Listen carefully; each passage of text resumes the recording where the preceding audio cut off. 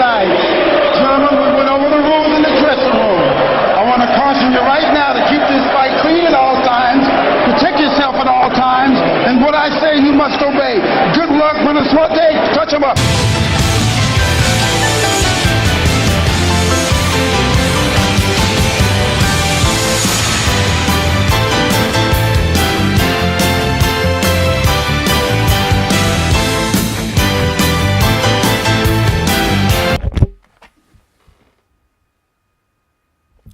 This episode of Have Fun on the Indies is being taped on October 5th, 2018. Ladies and gentlemen, welcome. Welcome to your humble abode. Make yourselves at home. Grab a beer, a coffee, a nice fruit drink, a couple of snacks, and welcome to Have Fun on the Indies. Check us out on Have Fun on the Indies, at HaveFunOTI on Twitter, at HaveFunOTI. There you'll find all of our links to Facebook, SoundCloud, YouTube, all the social media platforms. And Jeff, you know, your comments earlier were hilarious because I'm not sure if I should believe you or not. Oh. Earlier, by the way, because I'm about 8 beers in, I'm Abe. And I'm Jeff, and welcome to an incredibly drunken edition of Have Fun on the Indies. Oh my god, dude, Jeff, we should have done this shit earlier. We should have done this about 8 We should have done this shit earlier because I drank a bunch, then I ate some nachos, and then I kept drinking more. These aren't fun if we're not drunk. And I'm half asleep half the time. Anyways, so earlier you made some comments about Neville, which I'm not gonna lie to you, I don't believe you. I think you're completely out of line. Conspiracy theorist? You said that at one point you think Neville would have been a staple of the WWE. You thought Neville could have had a lifetime job there. I mean, okay, so this all came about. I had this thought last night, getting ready for the podcast, that, you know, Neville, Pac, whatever his name is now, he made his return to Dragon Gate this week. I just call him Ears because I can't get past anything but his gigantic ears every time I look at him. His ears aren't that big. They protrude and they're a little bit pointy, but they're not big. And they look like he's an elf from the Lord of the Rings. My God. And I can't get past half that. I know he does crazy flippy shit, but all I see is ears. Okay, but how he looks like, it doesn't matter to me. What matters to me is the fact that, I'm sorry, I never saw him as being a part of the WWE for a long term. I really didn't. Neville, to me, was a tremendous wrestler. 100% he was a tremendous wrestler. All his matches are exciting. However, he had that indie style where it's spot after spot after spot. And my thing is this. If you look at a lot of the wrestlers that were successful and had their own style, a.k.a. Rey Mysterio with that lucha style from Mexico, which is super spotty, a.k.a. CM Punk, a.k.a. a lot of people, what they would do was they would incorporate that reckless style, which is what people like to see on the indies these days, which people like to see in Japan these days. They would incorporate that style. However, they would mix it in with WWE. And thanks for hitting that beer right next to the mic. Clanking beers. Popping another one open. Wow. Anyways, as I was saying, I feel like Neville was a cruiserweight.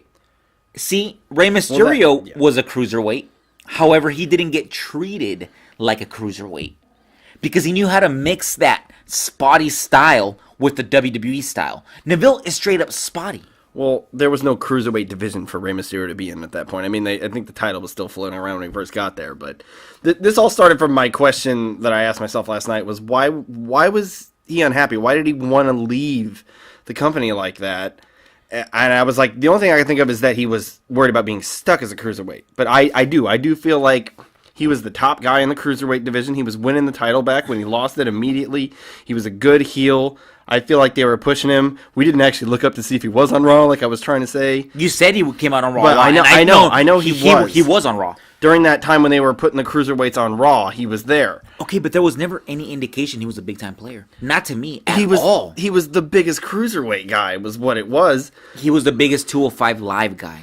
Which is the and cruiserweights. Guess what? I'm not going to call it 205 Live. That's... And you know what's funny? 205 Live was a great concept if it wasn't for the fact that they came out with NXT. Once NXT started getting popular, 205 Live went to shit. Because 205 Live was the show you could watch where WWE let these guys go balls out. WWE let these guys kick hard, a.k.a. Hideo Itami. WWE let these guys do sunset flips, fucking shooting star presses, all kinds of shit. And I'm even a professional. My phone's going off the ringer. So we have this bet that I guess we'll put in effect right after this. That every time your phone goes off during the recording of a podcast like mine did last week, you're going to have to buy and then wear a Hardy Boys t-shirt to a New Japan Pro Wrestling Guerrilla, some sort of crazy event where you're going to get looked at funny like that guy that wore the John Cena shirt to the Strong Style Evolved New Japan event we went to, and everybody saw him wearing that teal like, what the fuck is that guy doing? But that's a wager, friendly wager that we have going on, but we'll start it right after this. Okay. Well, back to the thing. I really don't see Neville as being any kind of main event star or any kind of star at all within the WWE when it came to Monday Night Raw or any of the big shows. And that's not saying he's not a good wrestler. He's obviously a good wrestler. He's super fucking talented. I just don't ever see him being like a Randy Orton. Well, and I don't see him like being main event probably ever in WWE. I mean, I see him kind of getting groomed like a Randy Orton style where like he's winning even though he's on the mid card or not the champion sort of thing. But I feel more like a guaranteed R-Truth style like tenure in the WWE where he's there for 10 years. Even after the Cruiserweight division is disbanded again, the title is vacated and retired, like he would still be there. I feel like he would have been there. To me, there was someone very similar to him. That person's name was Austin Aries. In my opinion, Austin Aries would have been the one to break through from 205 Live to Raw and to big time cards. You understand what I'm saying? Austin Aries, to me, had a reason to be bitter and pissed off. And say things like, I deserve more than this. To me, Neville, just because you were in Dragon Gate, don't mean shit. Half the people now that are into New Japan and are marking out for all these fucking Japanese shows, they don't even know what Dragon Gate is. And that's the truth. And Neville was great in Dragon Gate. He's showed up to Dragon Gate again recently. And it was great. And the fans loved him. Correct? Yeah. And I wish him nothing but success. But if you're going to be in the WWE, you're going to have to do more than just crazy cruiserweight shit. It's just the way it goes. And to me, I don't... You know what? Maybe I need to look up more of his promos. Because when I see promos, that's a very big thing to me when it comes to succeeding in WWE. Yeah. Because, you know, you want to know what makes WWE hard is the fact that you just can't know how to wrestle. You have to know how to wrestle. You have to know how to deal with the backstage shit. You have to know how to deal with the writers from creative. You have to mentally be able to handle it all. Which is a lot more than you have to do when you do things like New Japan. Do you get what I'm saying? Because in New Japan, they'll love you as long as you're doing shit you seen back in the day from WWE No Mercy Nintendo 64. Yeah. Where you're getting dropped on your head and you're getting your head forearmed off. You know? I like Neville. I think Neville's a wrestler's wrestler. I think Neville has perfected his craft in terms of the physical aspect of it. I just think Neville needs to work on WWEing it up. And I know a lot of people hate that, but if you want to make it to the big time and you want to make it in WWE and you want to start coming out on the big shows like Monday Night Raw, SmackDown, WWE pay-per-views, you're going to have to start WWEing it. I mean, he was opening on all the pre-shows. Do what Rey Mysterio did. Do what CM Punk did. Keep your style, but put some WWE in it. Okay, so basically what arose my question here was, what do you think was the reason that he left? What's the actual story? Okay. Didn't we, I haven't let's, pulled let's here, look, here. Let's look at why did Neville actually leave? Because I'm honestly not a big fan of ears over here. I mean Neville. Okay, stop calling him ears. They're there, man. They're there, and I can't see anything past it. Even when his hair is down, they're still behind his ears. Here's a story I found on Bleacher Report about why he decided to leave. All right. Apparently, WWE did not fire him. No, I heard he left bowed on out his of contract. He wanted out. He did the Austin Aries, which is he was like, I'm not happy here. I don't feel I'm being utilized the way I want to be utilized. I'm gone. He did the whole Austin Aries bit. Yep. But here's the story. Here, from Bleacher Report, author Mike Chiari.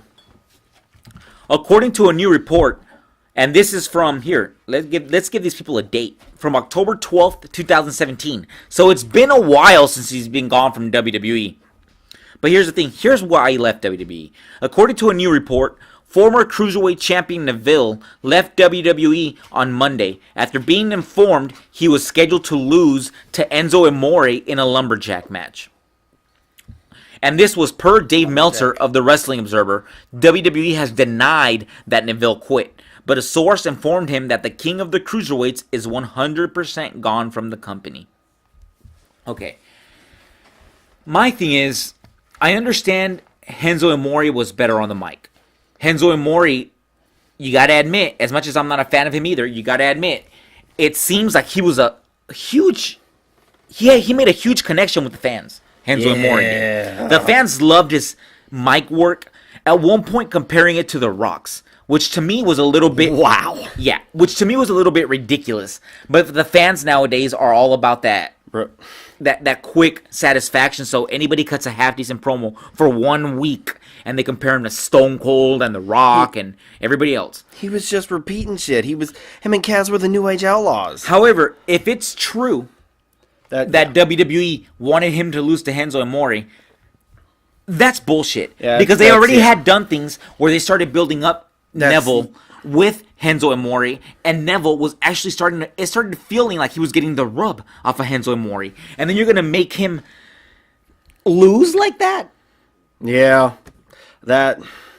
It makes no sense. That's a hard road to go down. I mean, It makes no sense, and it feels like if he would have lost against Amore, it feels like Neville would have lost all the wind in his sails. Yeah, whatever was left in it. And what was the end result of this? What do you mean? Who did they? This is when Kalisto randomly won the title. Oh, like that's after, right. Kalisto, who's not on fire at all, not doing anything but look left, look right, lucha things, nothing. He just basically wins the title. He basically got it out of the blue, almost like WWE out of spite. Was like, you know what? You didn't want to lose to Amore? Well, guess what? We're not giving it to Amore or you. We're going to give it to this random person. Yeah. Because we can. And that's the thing about 205 Live. I'm sorry to say this, and it's going to be fucked up because it might mean wrestlers have less places to work. But 205 Live needs to be canceled. Yeah, I agree. 205 Live needs to be canceled because it was a great concept before NXT came along and blew up. Because 205 was supposed to be the show where you're going to get to watch these guys unhinged. It wasn't going to be like Raw. It wasn't going to be like SmackDown. You were going to get them to be like indie wrestlers. They were going to wrestle strong style evolved. They were going to do all these things. You know what I'm saying? But NXT was already around by then. It just hadn't blown up. NXT was around, it hadn't blown up. WWE Creative decided, oh, let's make 205 Live, where we can make it to where all these fans can watch their favorite indie guys because the indies are popular. Up until someone's bulb lit up in their head and said, you know what? We already have that. It's called NXT, and the people in NXT are fucking diehards. The people in NXT, the athletes we have in NXT right now, are the people that grew up loving wrestling. Most of them loved wrestling. We went through that whole period where all we had was fit bodies and reality TV show personalities.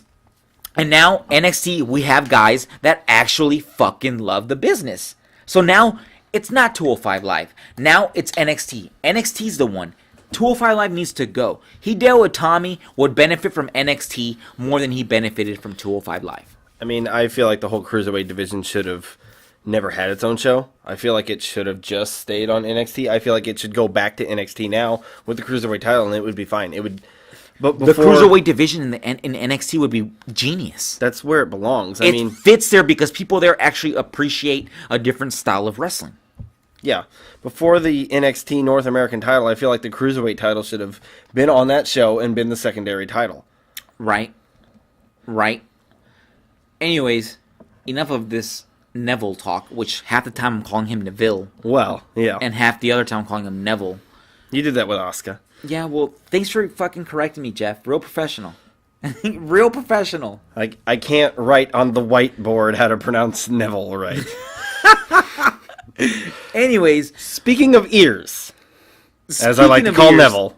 You keep calling Neville ears. That's what I call him.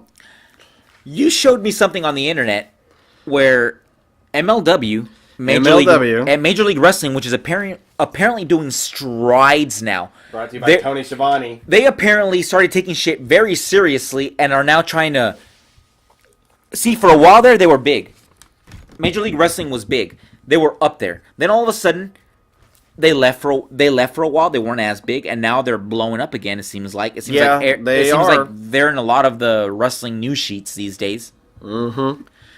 They had Loki on there, and you showed me this picture where it looked like he destroyed this guy's ear. And by destroyed, I mean there's blood everywhere. Yeah.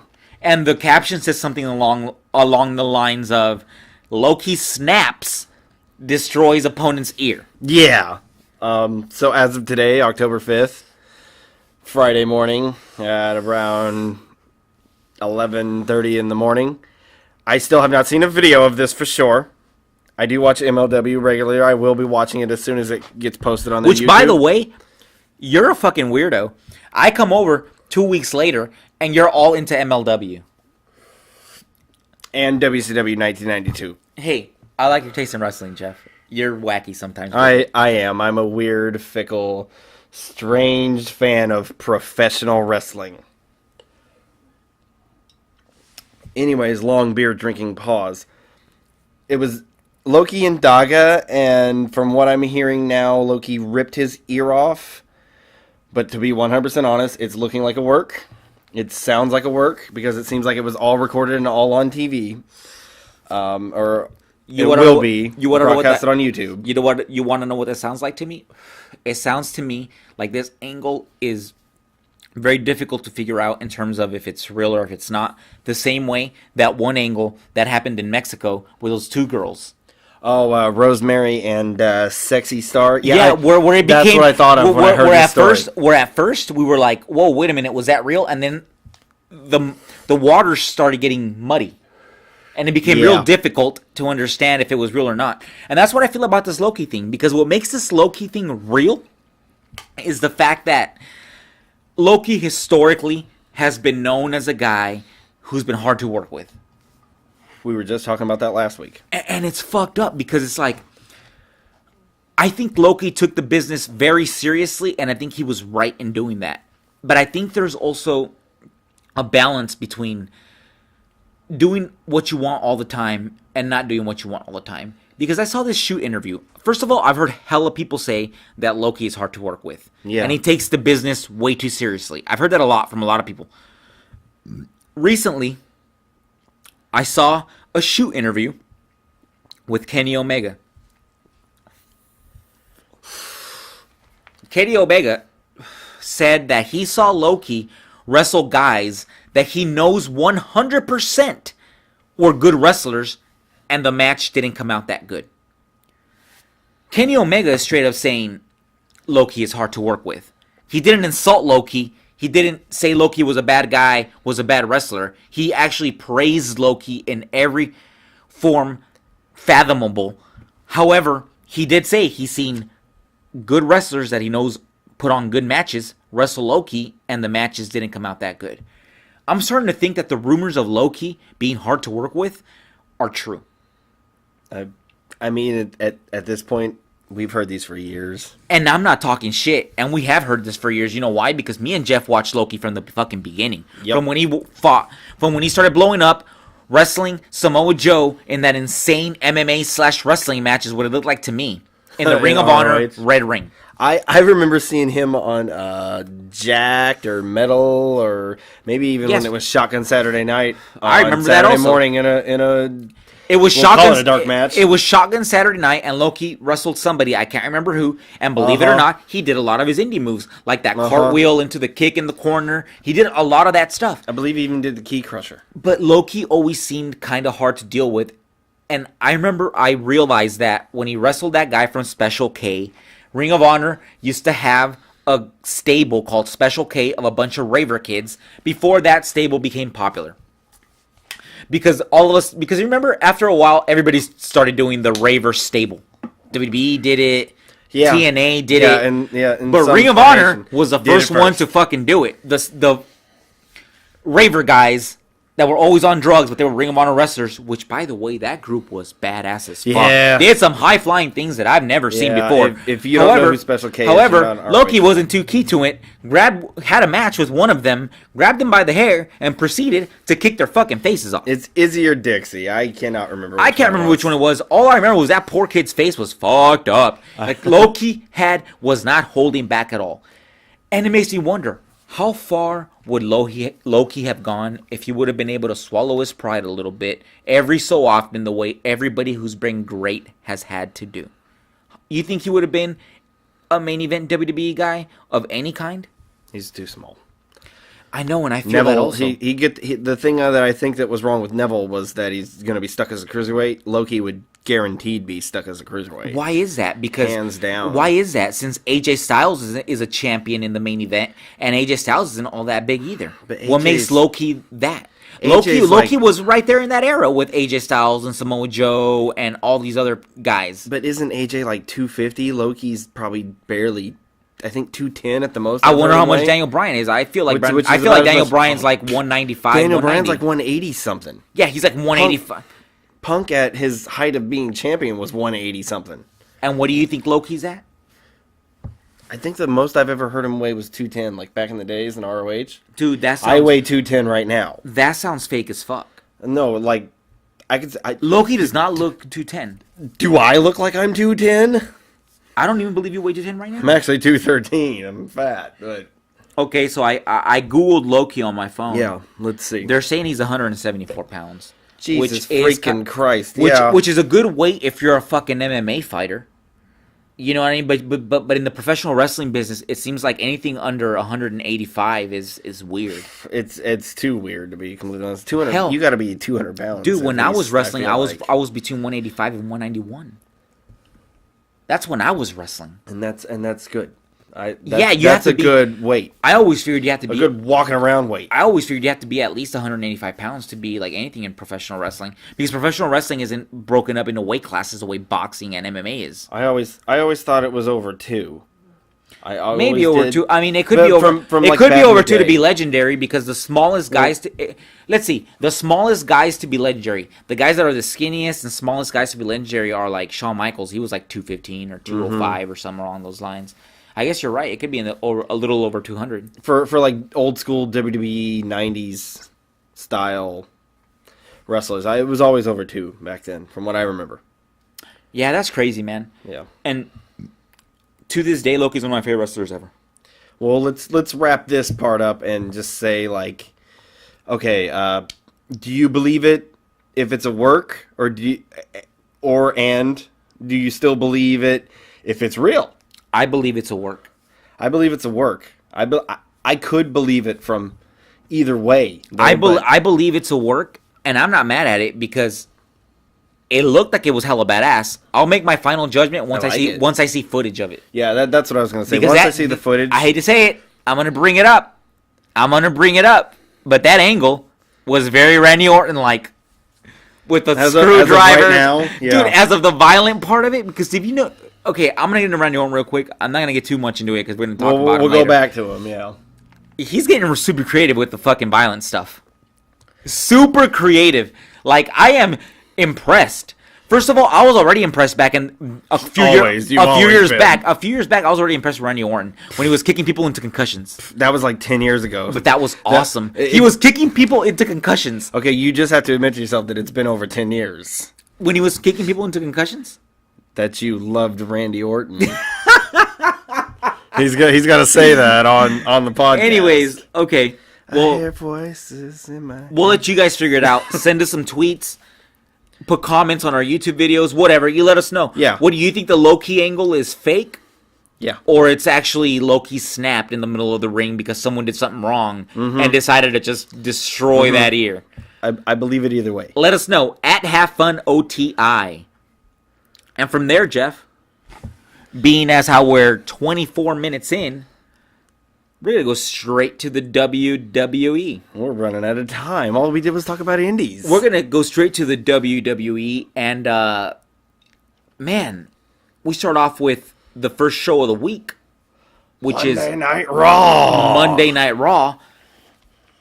Man, I'm a huge WWE fan. I'm a huge fan of most things WWE, but Monday Night Raw was very lackluster. I fell asleep during the highlights. So, I watched the show. You know, I'm going to go through some of the things that caught my eye, even though there weren't that many of them. The show starts off. Dean Ambrose does a promo. He's very paranoid about, does he belong in the Shield? Does the Shield actually have his back? You know, that kind of stuff. It's been going on for a couple weeks now. Baron Corbin comes out, who, dear Lord, has got to be the worst authority figure in the history of the WWE. Oh, is he, though? Fucking Drew Carey coming out the Royal Rumble was more impressive than that. I can't Authoritative. I can't get into Baron Corbin, dude. I keep saying it week after week, but anyways, Yeah, let's not get caught on Dean that. Ambrose, I'm not going to get caught on that again, because I could go on for hours. I fucking hate Dean Baron Ambrose is Corbin. doing a promo about how he doesn't know if he belongs in the Shield or not. Baron Corbin comes out, he interrupts. He puts down an ultimatum. Face the Shield for their belts. Actually, I have all this wrong. Scroll down, Jeff. Excuse me, yeah. I Rob's kind of a downer this week, I'm sorry. We're opening our Raw recap, and I'm already like, it was kind of Here, I gotcha. My bad. By the way, ladies and gentlemen, I'm half drunk, but I do have notes here. So, anyways, Baron Corbin puts down an ultimatum. He's telling Dean Ambrose, you either face the Shield, or your career suffers. Make your pick. It's either your brothers or your careers. Ooh. Dean Ambrose tells him, hey, how about this? How about it's me and you tonight? How about we do that? Braun gives these hands. Baron Corbin's boring ass answer is, you're fighting Braun Strowman. Braun Strowman and Roman Reigns, I spoiler. Braun alert Strowman that. and Dean Ambrose wrestle. And Dean Ambrose. Believe it or not, it's a very good match. Both guys are talented.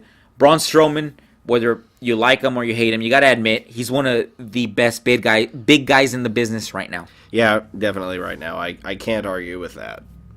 So, Braun Strowman is beating the crap out of Dean Ambrose. Braun Strowman is beating the crap out of Dean Ambrose to the point where he can pin him, but he keeps not pinning him. Does that make sense? He'll inflict punishment. He'll inflict punishment, pin him, Pulls him up at two. Oh. So, apparently that doesn't sit too well with his friends. Roman Reigns comes out to help Ambrose. Then Rollins comes out to help Ambrose. There's a big schmoz. Dolph Ziggler, Drew McIntyre come out. There's a big thing going on. And now all of a sudden, Dean Ambrose is pissed off because he looks at Seth Rollins in the eye and says, I could have won this match. I could have won this match if you guys wouldn't have interfered. If you guys wouldn't have interfered. So, now he's more paranoid. The plot thickens. Ooh. I still don't care. Yeah. Next up in the Shield versus the Dolph crew. It becomes Roman Reigns versus Dolph Ziggler. Your Universal Champion versus Which, the by guy the that way, deserves it. that's a sick-ass match. Yeah. And that was a sick-ass match. And it Pay-per-view wasn't quality. all Dolph Ziggler doing it. If that's what people are going to say, oh, Dolph Ziggler carried it. Nah, Dean Ambrose is a good wrestler. Go fuck yourselves. Roman is. Roman Reigns wins. Roman Reigns goes over.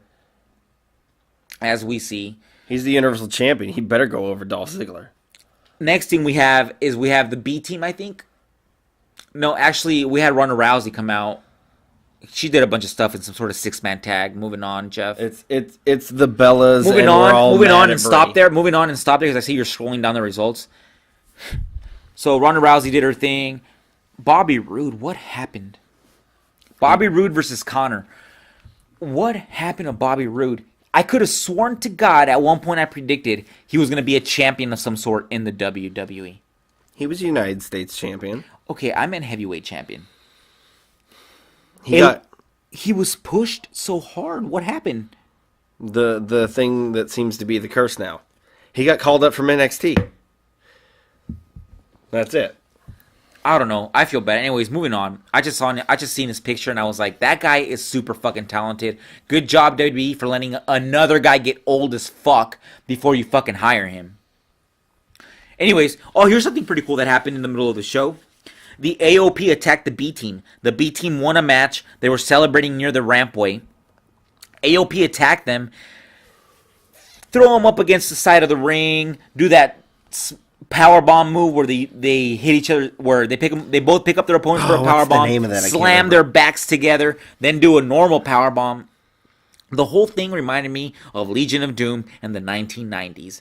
That whole AOP shit, that whole AOP tag team shit, I hope it keeps going. I hope they build up this tag team division to where maybe the AOP has someone they can feud with. I like them. I like them a lot.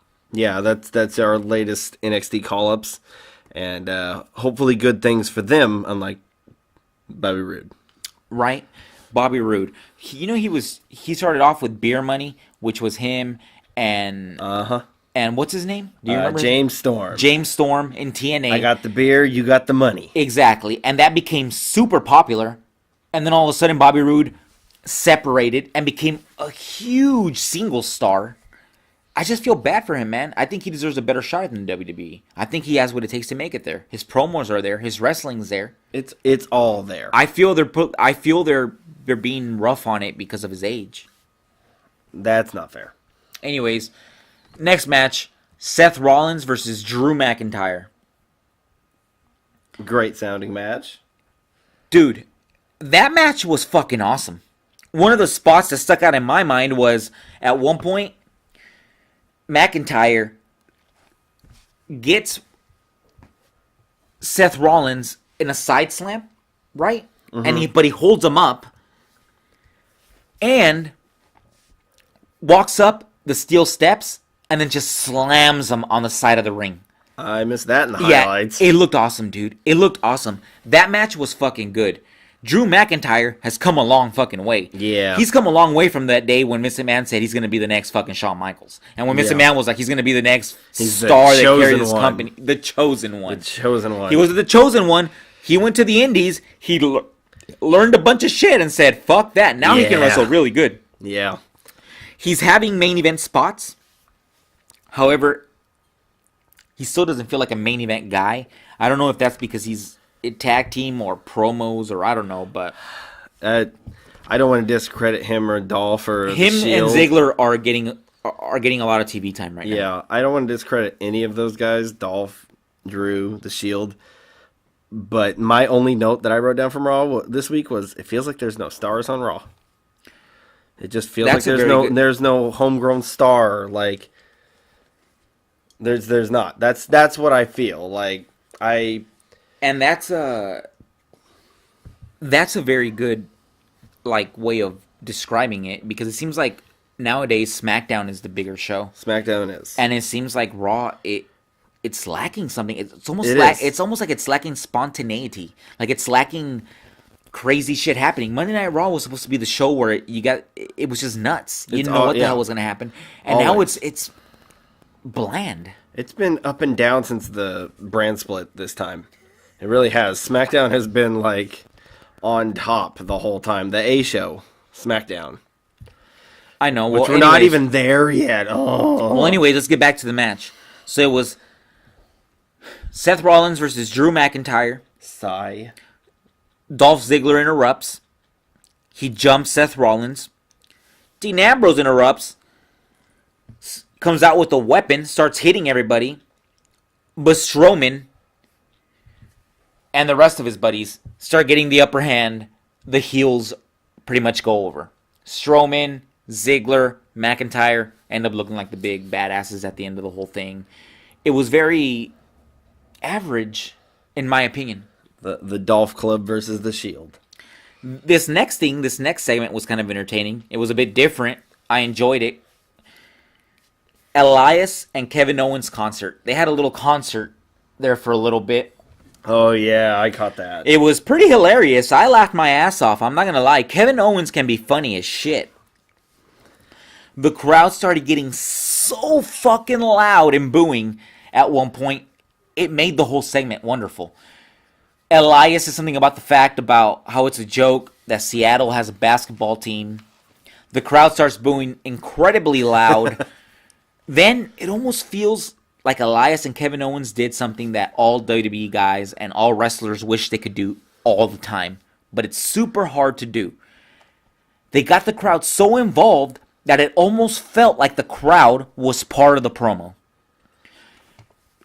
They were talking so much smack about the people of Seattle that the crowd got so loud that every time Kevin Owens and Elias tried to keep talking, they would boo even louder as to drown out Elias and Kevin Owens. And you know what that's called? That's called being a genius. When you can get the crowd to be that invested in a simple promo, that much heat, you're doing your fucking job right. Yeah. To the point where the crowd feels like they're part of the promo. The crowd feels like an entity. It no longer feels like 12,000 people in the arena. It feels like a whole. It feels like a whole. That's part of that angle. Genius, in my opinion. Anyways, so Elias, they do a concert. They do a great job of firing everybody up. Kevin Owens takes advantage. Okay, Leo Rush is in this, and that's I misread. A different podcast for a different day for me with Leo Rush. But so go on, Jeff. Let's see. From the Bleacher Report is what I'm going to read right now from my notes, which is just on the big screen. Okay. After some frustration with backstage catering involving cashews, Elias and Kevin Owens talk down to the crowd and Unstoppable. I'm just getting through that because they're mad about cashews. Stop. I'm done. Stop. Jeff, what the fuck are you doing? What you said was worse than what I said. It was just nothing but mumbling. Mumbling and slurred speech. Like, what are you doing? I don't even know how many beers I've drank. Okay, well, I've drank a lot of beers too, but come on, you can't just fucking, like, say what happened? You have to go on some slur rant? That made no sense? I started just reading from the page, and I don't remember what happened. That's why. Because I fell asleep during these highlights of Raw this week because... All right, scroll up. I feel like there's no stars. Dear Lord, Jeff, you hella ruined that one. Well, it's not my fault. Scroll more up, please. I'm looking at a picture of Leo Rush cowering to Kevin Owens right now. He looks so small. And it's just, that's a different podcast for me with Leo Rush. Scroll up, not down, please. Moving on to... Holy, no, we're not moving on. I'm drunk, but you're way drunker. Can you please fucking... Bobby Lashley with Leo Rush versus Kevin Owens. Because in the middle of that concert, Leo Rush comes out, which, by the way, I don't know, man. The man of the hour. I don't even... whatever. Leo, you just exited out of the whole thing. No, I just hit it all. Hey, Jeff. Oh, man. I am drunk. Hey, Jeff. We're doing a podcast right now, live. And you're swinging your hands like you don't want me to bring it up. But what are you doing? You just exited out the whole thing. You're fucking shit up. I pressed the hotkey of F1 and it hid my screen. It's back up now. We're good. We're good, folks. Hey, bud. Thank you for that. Moving on. Oh, my God. To Bailey and... So you blow all the fucking weed smoke in my face. That's your response. That was straight up in my face. And we're not even on camera. That was straight up in my face. That's rude as fuck. By the way, weed etiquette, it's rude as fuck to blow smoke in someone's face. I apologize. That was a vaporizer. Can we get back to Monday Night Raw? Are we going to keep talking about Leo Rush? Yeah, because we've never handled things properly. Anyways, Leo Rush comes out, cuts a promo. He's Bobby Lashley's manager, Bobby Lashley, which I'm a huge fan of. Bobby Lashley comes out, and it becomes who? What was the match? Because I didn't tell you to scroll down, and you did. Because we read this twice already. Bobby Lashley with Leo Rush versus Kevin Owens with Elias. I'm a huge fan of Bobby Lashley. And Leo Rush comes out, Lashley versus Kevin Owens. The heels go over pretty much. The heels win. Bobby Lashley, in my opinion, is incredibly underutilized in this fucking company. Do we all remember Bobby Lashley crashing through the steel cage against Brock Lesnar? Do we all remember Bobby Lashley at WrestleManias? Do we all remember Bobby Lashley when he was a shit? Bobby Lashley is an MMA fighter. He fought for Bellator various times. He fought for other companies. What are you doing? Can we put a little more attention on this guy? He's not a fucking run-of-the-mill wrestler that they just brought in from some indie company. He's an actual good wrestler. His promos might not be the best, but he's a fucking badass. Plus a legitimate fighter, right? I mean, I felt bad in the beginning with the Sami Zayn thing, but I think it's a slow build-up. He's getting somewhere. I mean, that's pretty much it for that, because we talked about that over and over again 3 times. No. Next match. Boy, Jeff, this is horrible.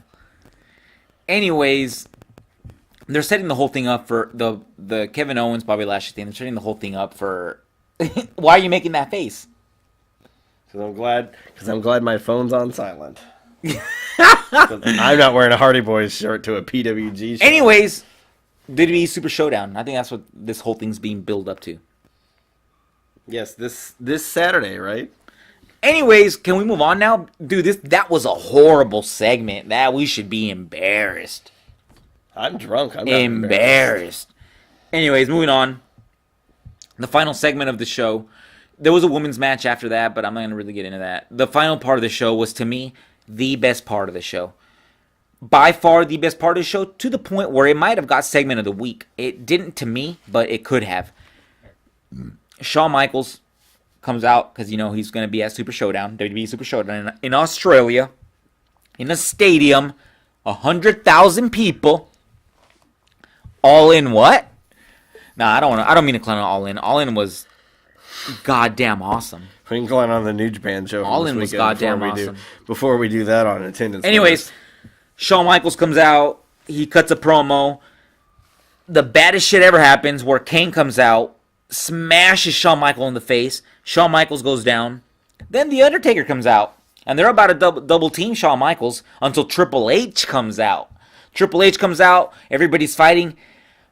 All of a sudden, amongst all the crazy violence, 2 choke slams happen. One on Shawn, one on Triple H. It looks like the whole segment's about to end. Undertaker comes back. Tombstone pile driver on Triple H. That segment reminded me of 1998. It was awesome. It was great. It was 4 guys who have obviously aged. However, you can tell the wrestling business is in their fucking blood. They know how to make an angle work. It was an awesome fucking ending to Monday Night Raw. The show was bland, but that ending made it. Does that make sense? Yeah. It's a shame the show was bland because that final angle was fucking great.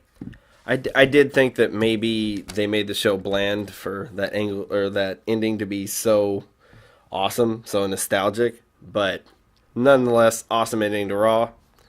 Other than that, kind of regular show. Yeah, I'm not gonna lie. It was normal. It was a normal show. Nothing crazy happened. Yeah. It wasn't like 98 where Raw was unpredictable and insane. From start to finish. Better than New Japan. Moving on. We'll get to that later. So from Raw, we jump down later in the week to SmackDown, which is a show that I enjoy a lot. In my opinion, that's the A show. We say it every show, but it really is. We say it every podcast. Mm-hmm. It's the A show. So, Jeff, if you can pull up the SmackDown results. Drunkenly or not drunkenly? You're ruining the show. What's the word for that? Sober?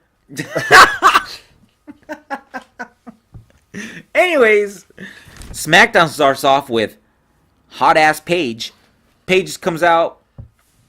She does a promo because if we all remember correctly, last week we got left in an incredible cliffhanger with Samoa Joe going to AJ Styles' house and ringing the doorbell, and then the show goes off the air. So this week we need answers, correct? Paige comes out, is talking about the incident. She says she thinks Samoa Joe should be fired because no employee should have to deal with another worker harassing their family. But apparently AJ Styles doesn't want Samoa Joe to be fired because AJ Styles wants to be the one to put the punishment on Samoa Joe.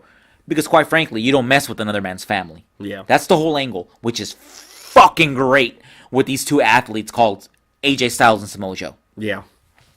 So Paige goes out there and she talks about that Samoa Joe never entered AJ Styles' home. That he went there but never entered AJ Styles' home. It was more of a threat, you know? Samoa Joe was just threatening. Yeah.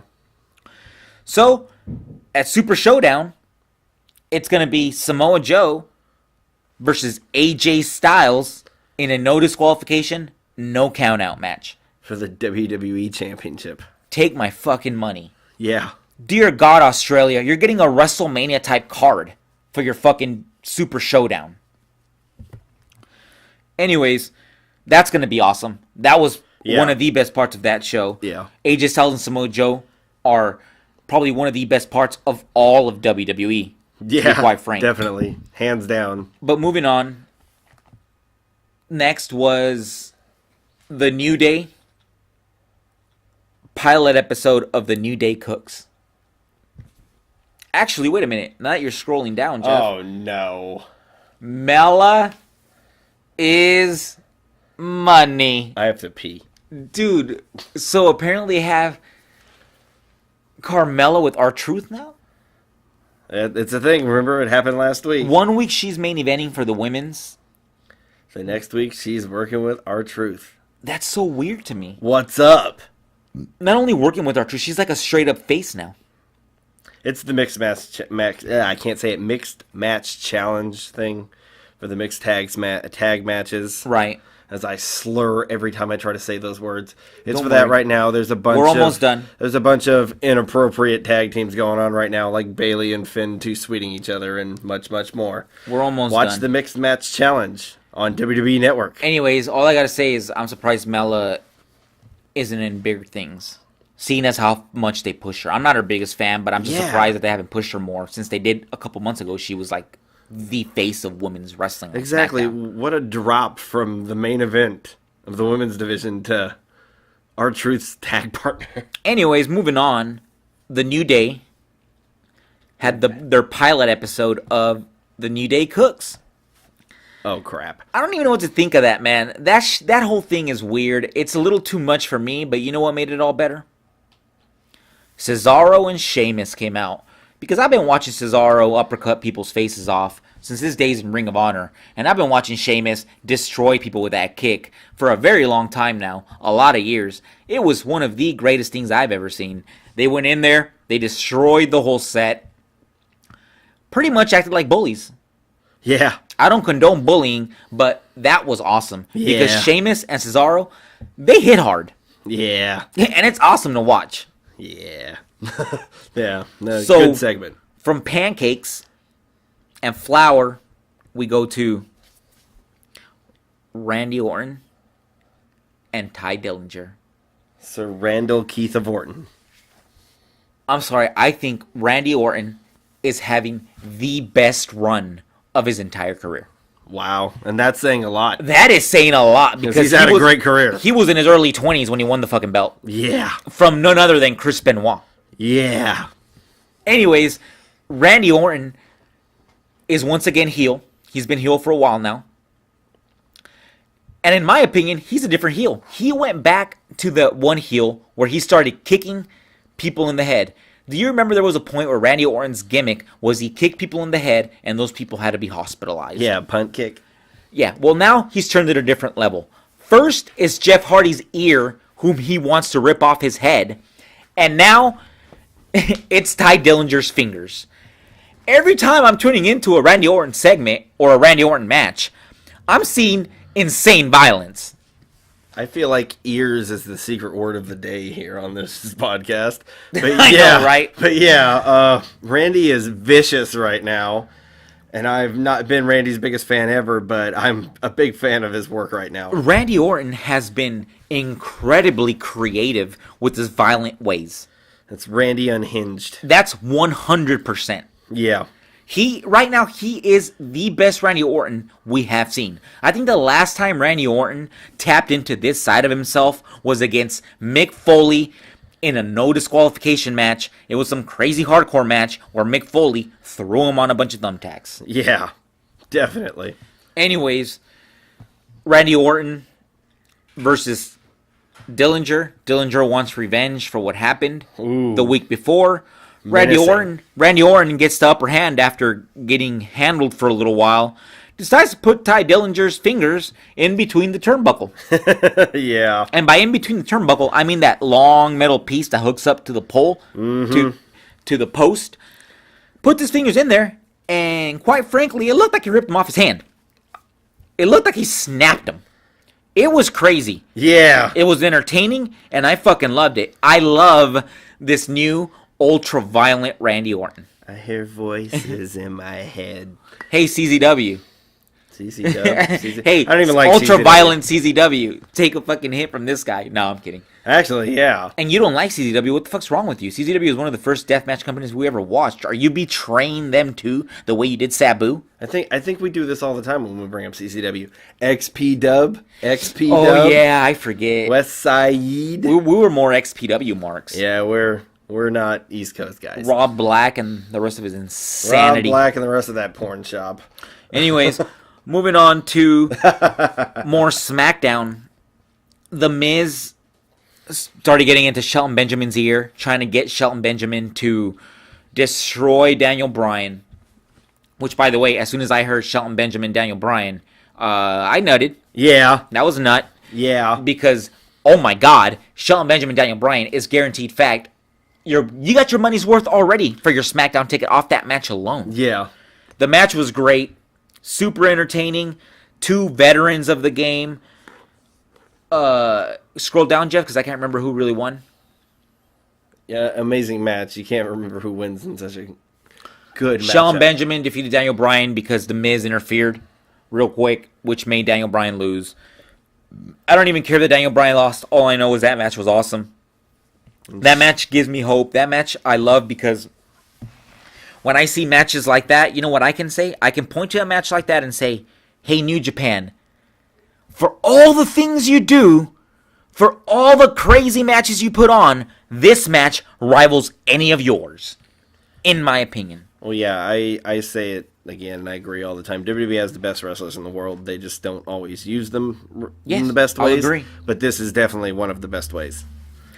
Good the match. next thing was fucking wacky. Super wacky. I laughed. The next thing that I have on was what happened that one night in Milwaukee. Oh, Rusev, God. Lana, and Aiden English. Another tag team being broken up by Vince WWE McMahon. always has some sort of love triangle going on. And this time, last week, Aiden English said, hey, Lana, don't forget to tell Rusev about what happened in Milwaukee. Well, this week, we get to find out what happened in Milwaukee. Aiden English comes out, cuts a promo, and says, take a look at the time. Hey, I'm sorry, ladies and gentlemen.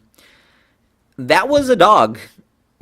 And we can't help but studio time's expensive, and we got to go where we got to go. And this is the only one we can afford, and apparently there's animal sounds going on. But back to the wrestling. Aiden English decides to show us what happened that one night in Milwaukee. The camera cuts to him bare-chested as the door rings. Jeff's obviously getting horny off of Aiden English. Jeff's getting horny off of Aiden English being shown bare-chested. Oh, that pasty skin. Oh, yeah. Anyways, they show him bare-chested as there's a knock on his door. Then Lana... He's practicing singing. Lana is the one who's apparently on the other side of the door. She walks into his hotel room and says, I want you. Pause.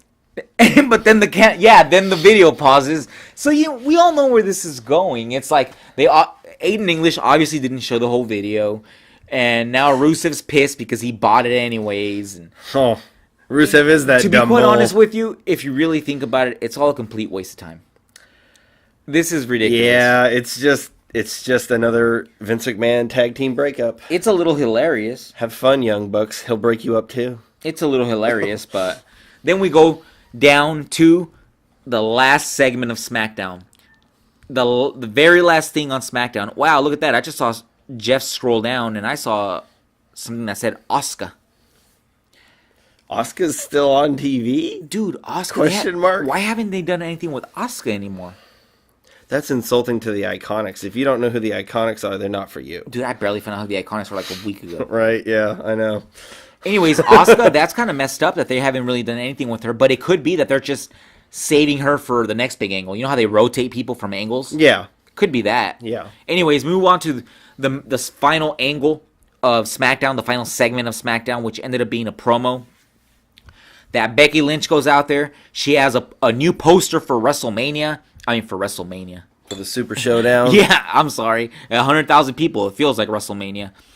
They have she cuts a promo about that she has a new poster for the WWE Super Showdown. It's her stepping all over Charlotte Flair. Charlotte Flair comes out. A brawl happens. It's the best angle that the women have going on in WWE. Yeah, in WWE. And doesn't WWE have an all-women's pay-per-view coming up soon? Yeah, they do. How the fuck are they going to do that when they haven't been pushing anybody that's from the women?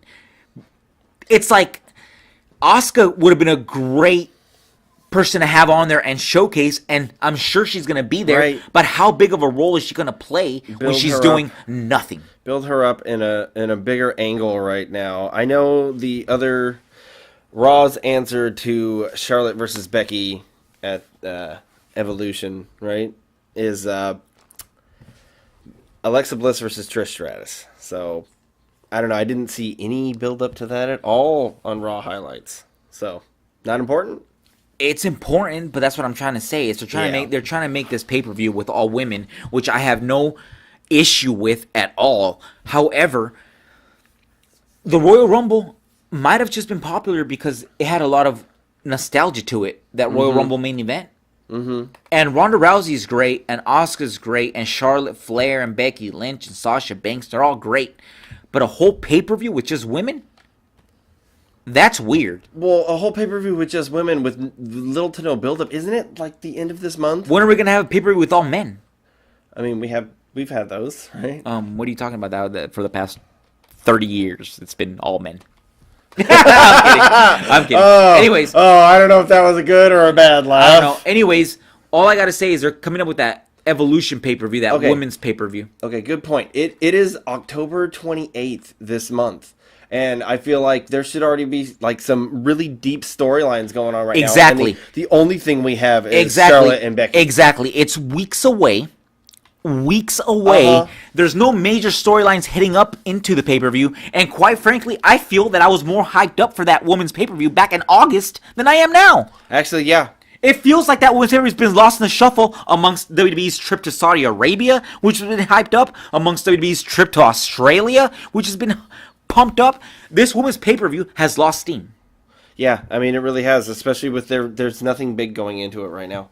Anyways, to me, Charlotte Flair and Becky Lynch is one of the best storylines for the women's division they've had in a super long time. I fucking love it. These two women are game. And quite frankly, I hope and I pray that eventually they're going to have that Charlotte Flair, Ronda Rousey feud. I know they're on Yeah. separate brands. Yeah. I know they're on separate brands, and they might not cross paths, but I fucking hope they do. That's the foundation of it from the Mae Young Classic last year. Like Yeah. that's where it started. So So we're done with the WWE portion of this show. Well, maybe not all WWE, but we're done talking about the shows. So here's the the thing, week. Jeff. Hey, bud. Thanks a lot for sending pictures of you at New Japan Pro Wrestling. You sent nothing. Oh, yeah. Well, I sent you a picture of the shirt. The You sent me a shirt. picture of Ninja Turtles dressed as WWE wrestlers. Oh no, that was at Ross before the show because I had to kill some time. That was at Ross before the show. Thanks for sending me pictures of the actual fucking New Japan show. Here's what's messed up. I think I took about 22 pictures. That Why day. didn't you send me I'm gonna anything? flick through them to them now. Wait a minute. They're low I just quality. looked at. Hold on, stop. I just looked at your phone. You have a fucking slew of New Japan Pro Wrestling in Long Beach pictures, and you sent me nothing. It's only like 22, and my camera was taking horrible pictures. You disgust me. Can you even tell who's in the ring right there? It looks like you're in Japan. It looks because it's so blurry. That shit looks like you're in Japan right I now. wasn't able to. Okay, there's Okada and Kota Ibushi, so Kenny Omega and Ishii are. There's Ishii, Wow, that's pretty cool, actually. so I'm that's not gonna lie to that's you. one of the best ones. Wow, I've it done. looks like you had pretty damn good seats. What the fuck? I'm telling you, we were right next to the face entrance, the red corner. Dear Lord, you should have fucking sent me these pictures That on one's- a that one's Saturday pretty good. night. Or was that a Sunday or Saturday? It was Sunday. Yeah, you should have sent me some of those pictures on a Sunday go. night. The when far I'm away shot is pretty jacking good. off to these fucking UFC girls because I have nothing to do. What There are we you go. doing, Jeff? That's a good one. Just scrolling through what I got here. Wow, that is a pretty Jeff good one. Cobb and You know one thing I noticed, Hiroki though, Goto. and I'm not even clowning? It looks emptier. But it still looks yeah. packed. It looks emptier, but it still looks packed. You think it was at least 70% full? At Because least at the end of the 70, show, even 75. Omega noticed it. He was like, "Oh, I know I see a lot of empty yellow chairs, but," and he went off on some great promo. Yeah, that's it. That's all the picks How'd I you got. enjoy the show? Okay, well, Strong Style Evolved was the best New Japan show we've been to so far. It had the weakest looking card and the best. It was the best show. It did best wrestling show I've been to next to the XPW show. But I will go over the match card with you guys again. I'm gonna kind of skip the first half because it was just a bunch of tag matches, 6-man tag matches. After intermission, we got into the IWGP tournament semi-final match: Will Ospreay versus Marty Scurll. Probably match of the night, really. Great match. I really enjoyed it. I was surprised by the outcome with Marty winning, being the elite. He's eating Dunkin' Donuts and trying to What? bulk Wait, up the heavyweight. What's happening? BTE, Who the hell is BTE? being the elite. So on Being the Elite, who's eating donuts? Marty Scurll is bulking up to try to move up to heavyweight. So that's why I was a little surprised that he won and is going to the finals of the IWGP Junior Heavyweight title match or championship What the tournament. fuck? But yeah, wacky side storyline, I guess. You said you were watching BTE last week. So. And No, you got- I and didn't you- say and I you was gotta watching. Whoa, abbreviate. whoa. Let's back Whoa. up this fucking train a little bit. I didn't say I was watching BTE last week. All I said was I've caught a few BTE episodes, and they're the most creative, some of the best wrestling shows I've seen. Yeah, to be like storyline continuing.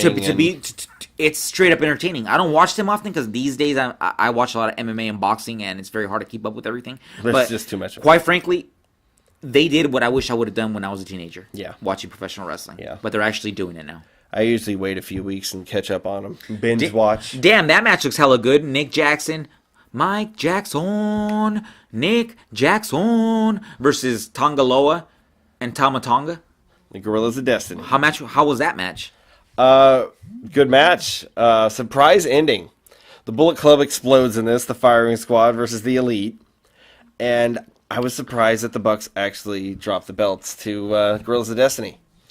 They've been champions many times themselves. Who? The Gorillas of Destiny? Gorillas, yeah. They pretty much dominated the IWGP Heavyweight Tag Team division.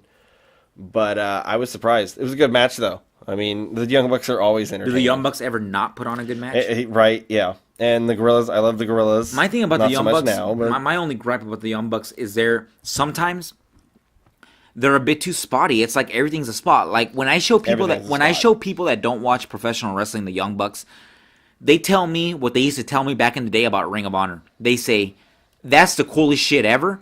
However, do they practice the whole match before the show? Do they literally sit there and practice every punch, every whip to the rope, every move before the show? And that's what's weird to me, because I like when there are spots in matches because it makes it cool as fuck. But I don't like when the whole match is a spot. Yeah. But who knows? I enjoy the Young Bucks. They're entertaining. Yeah. It was a good match. It's a very surprise ending. The title matches at this show were surprise ending because I'm getting into the next one here. The IWGP US Heavyweight Championship match between Juice Robinson and Cody Rhodes.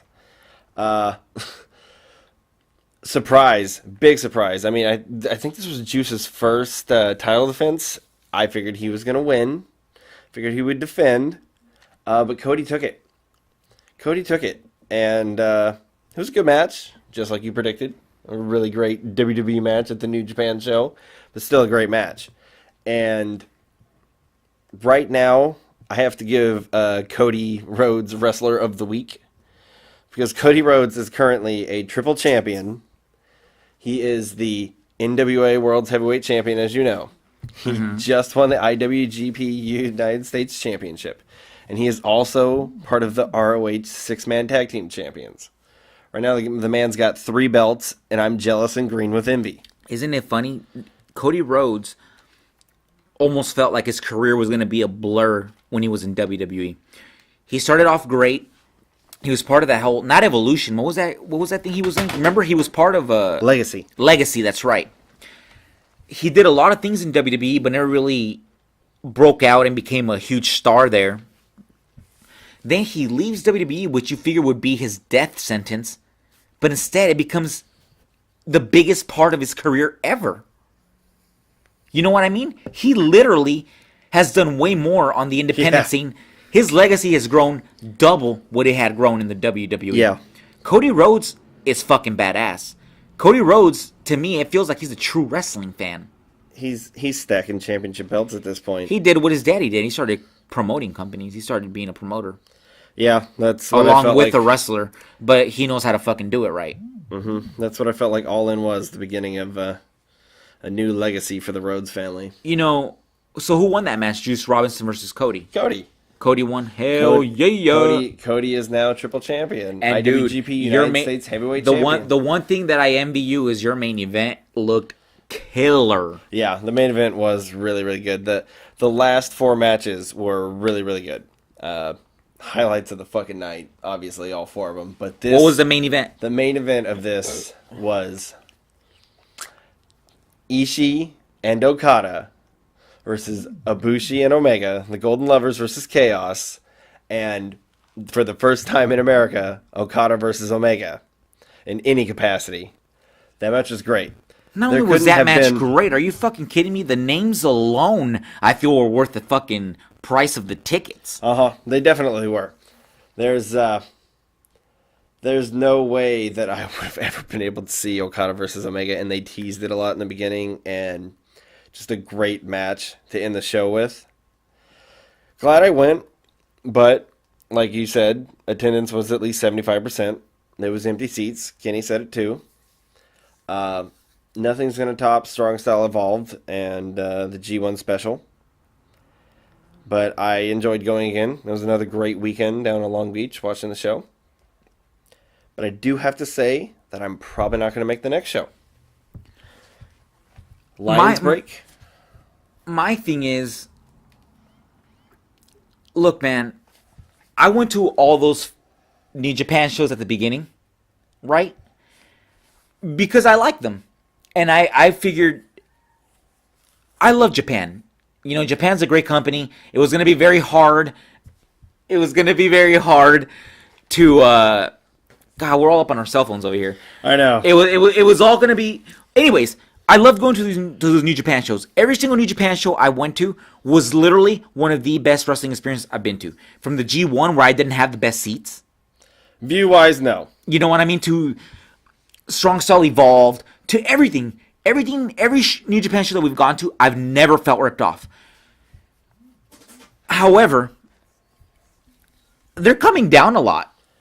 It was too much. And it's becoming one of those things where, for example, this next New Japan show, they're coming in November for 2 days straight.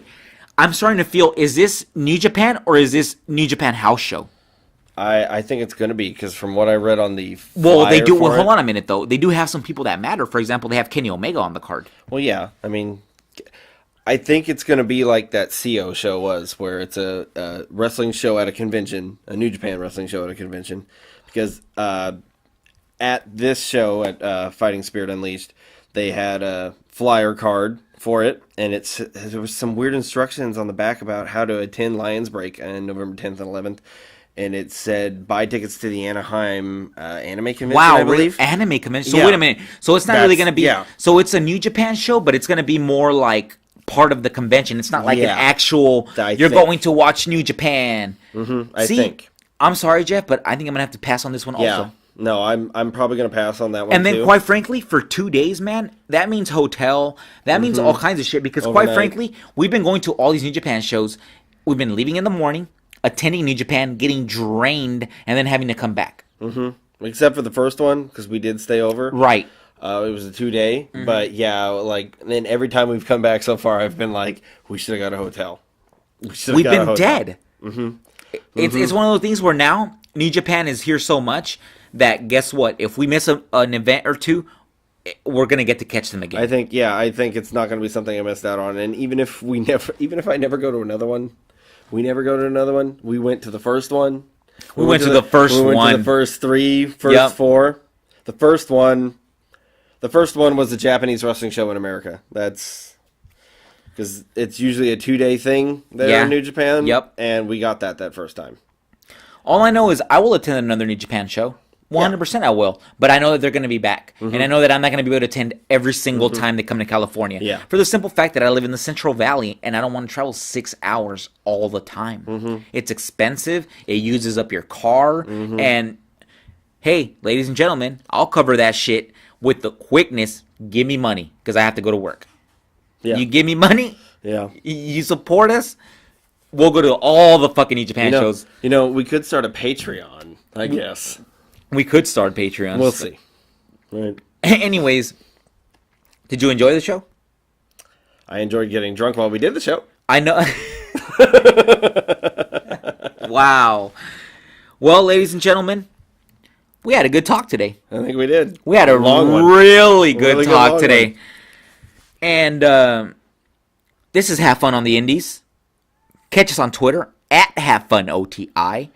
At HaveFunOTI. There you'll see all of our links to all of our social media, where all of our MP3s and our MP4s and XVIDs and everything else is posted to Facebook, YouTube, SoundCloud, Vimeo, Archive. You can catch us all over the internet. I'm Abe, And I'm Jeff. and this has been Have Fun on the Indies. Have fun on the Indies. See you next time.